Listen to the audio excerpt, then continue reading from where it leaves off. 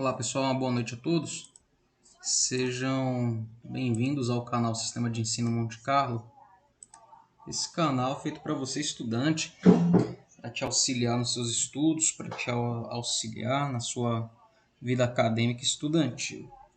Hoje mais uma aula para o nosso módulo de Sociologia, onde ainda insistimos nesse assunto da industrialização, que paralelamente estamos tratando ele também no nosso módulo de Geografia. Mas humanas é isso, nós pegamos o mesmo assunto por diversas óticas e assim ampliar o leque de questionamentos, né? Então hoje, para a nossa aula de Sociologia, vamos falar ainda de capitalismo e o seu modus operandi, né? E o tema da aula, acumulando capital e revolucionando a indústria. Então vamos ver como foi que isso aqui aconteceu, como foi que nós, da contemporaneidade, caímos nesse modo de produção. Então, o capitalismo se tornou o modo de produção dominante, isso já desde a Revolução Industrial. A Revolução Industrial que ocorreu na Inglaterra, para mim, é o topo da evidência do capitalismo. Entretanto, para o capitalismo vigorar como tal, fazia-se necessário uma fase anterior ao capitalismo, que ficou conhecido como acumulação de capital. E para alguém iniciar um negócio atualmente, é necessário obter capital. Capital, dinheiro, dinheiro esse para se utilizar como investimento. E da mesma forma, com o mesmo princípio, ocorria com a burguesia desse período em que ocorre a Revolução Industrial. Então, para entender melhor como surgiu o capitalismo, seu principal estudioso, o Karl Marx, ele se debruçou em pesquisas sobre o que ocorreu na Inglaterra em seu período pré-capitalista. E na sua análise, Marx ele denominou esse processo de acumulação de capital como uma acumulação primitiva de capital. Mas, afinal, o que Marx descobriu com suas pesquisas? Ele descobriu como as relações de produção pré-capitalistas existentes na Inglaterra eram predominantemente agrícolas. Pode parecer algo óbvio, mas é óbvio para nós porque nós temos essa carga de anacronismo, que na época de Marx isso não era tão evidente. Então, a única forma de se transformar essa relação em capitalista era através da apropriação da terra, isso pela burguesia, com a total expulsão dos camponeses que lá viviam, e foi exatamente isso que aconteceu. Os camponeses eles foram expropriados, ou seja, eles foram separados das suas terras, e não restou nada mais além de possível, né, a venda da sua força de trabalho. Se antes os camponeses eram proprietários, entre aspas, agora eram trabalhadores assalariados. E foram esses trabalhadores que serviam de mão de obra para a indústria que estava a surgir, principalmente, mas também para a penetração das relações capitalistas no próprio campo, onde os ex-proprietários foram empregados depois, de forma irônica, como assalariados nas suas próprias áreas de trabalho. Segundo Marx, esse foi o segredo, ou esse foi o gatilho, da acumulação primitiva de capital. Transformar radicalmente, de forma revolucionária, né, já que é uma mudança, de forma forçada, as relações de produção até então existentes no campo. Inevitavelmente surge a pergunta: se em toda a Europa o capitalismo surgiu da mesma forma, e como aconteceu a expansão do modo de produção capitalista? É possível, através dos estudos de Marx, responder que de fato as mudanças ocorreram de forma diferente, em tempos distintos e de acordo com uma série de variáveis. Alguns estudiosos sobre o tema chamam a atenção para o papel decisivo desempenhado nas cidades europeias pelo comércio, pelas trocas de mercadoria, E, de qualquer forma, considerando como elemento principal o processo de acumulação de capital, isso aí no período primitivo, primitivo esse que seria o pré-capitalista, a análise de Marx a respeito da expropriação da terra, com todas as mudanças radicais e violentas que ela proporcionou, podemos dizer que o capital prosseguiu em seu processo de acumulação com a multiplicação dos centros comerciais existentes naquelas cidades, né, que eram chamadas de burgos, mas também de uma forma extremamente relevante e mais decisiva, através da expansão do chamado capital mercantil, com a apropriação das riquezas em outras terras, né, do planeta, através do período que ficou conhecido como as Grandes Navegações e o período dos descobrimentos, entre aspas também. Assim, o processo de acumulação de capital foi se desenvolvendo através do financiamento de corsários e piratas, através do tráfico de escravos, principalmente o tráfico africano, com empréstimo de dinheiro a juros por intermédio da organização de instituições bancárias, no mesmo sentido da agiotagem atual, com o pagamento de salários miseráveis aos artesãos empregados na manufatura e, evidentemente, vencendo guerras, comerciando e impondo tratados a países militarmente mais fracos. E depois da indústria, o comércio passou a ser a atividade mais importante da burguesia inglesa, já que era do comércio que se poderia vender aquilo que se estava produzindo de forma escalonada. Exatamente como forma de transportar e comercializar os seus produtos industriais, os comerciantes ingleses e seus navios estavam por toda a parte do mundo. Quanto maior a atividade comercial, maior era a concorrência. Cada mercado inglês queria bater os seus concorrentes e, para vencer os competidores, era preciso produtos mais baratos. E para baratear esses custos de produção, alguma coisa tinha que ser feito. Ou como era feito essa baixa do custo de produção? Então a resposta foi a própria maquinofatura, a mudança, né, do modo de produção, do manual para o maquinário. E desse modo foi a pressão do mercado que levou a burguesia inglesa a aprimorar suas máquinas e a instalar mais indústrias. Isso tudo para aumentar a produção. Mas o capital, ele depende do trabalho. E a burguesia necessitava de operários para instalar suas indústrias e fazê-las operar.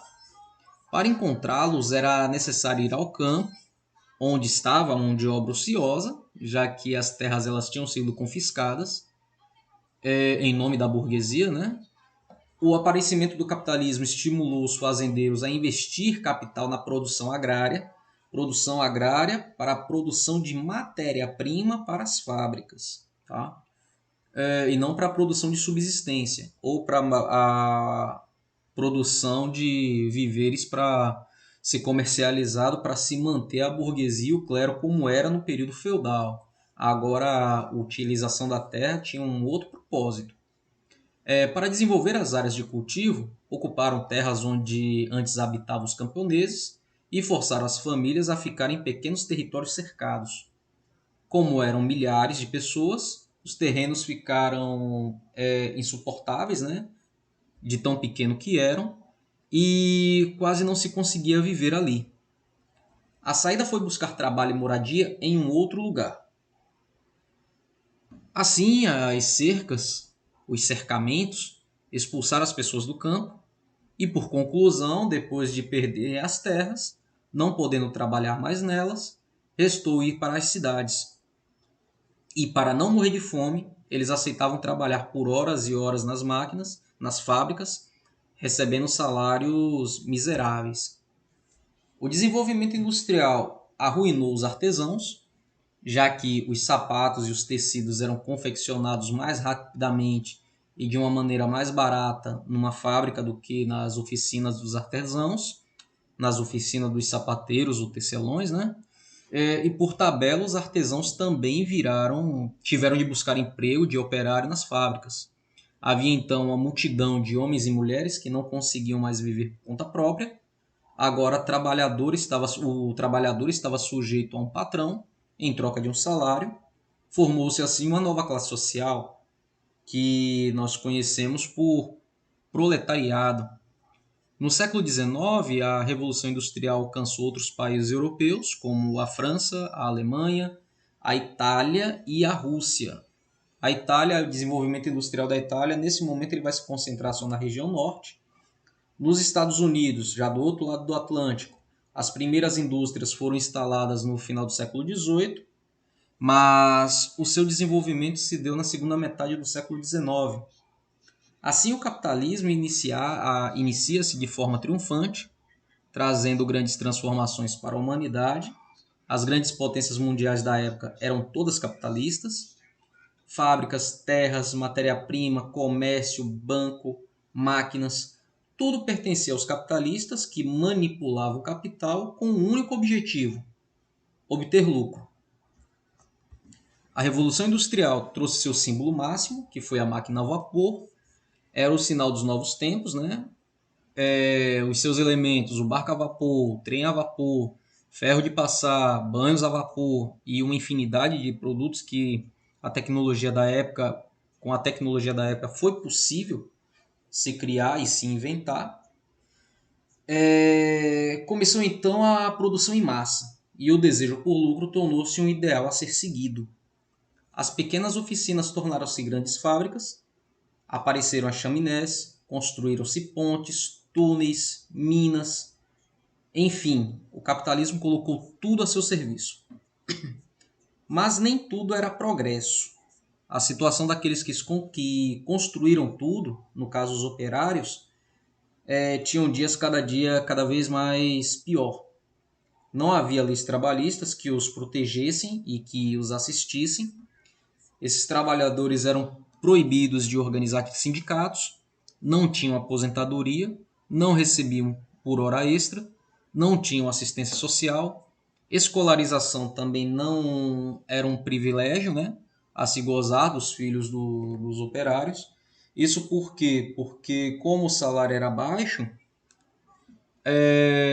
quanto maior mão de obra familiar naquela empresa, maior seria a receita produzida por essa família, né, para elas poderem sobreviver.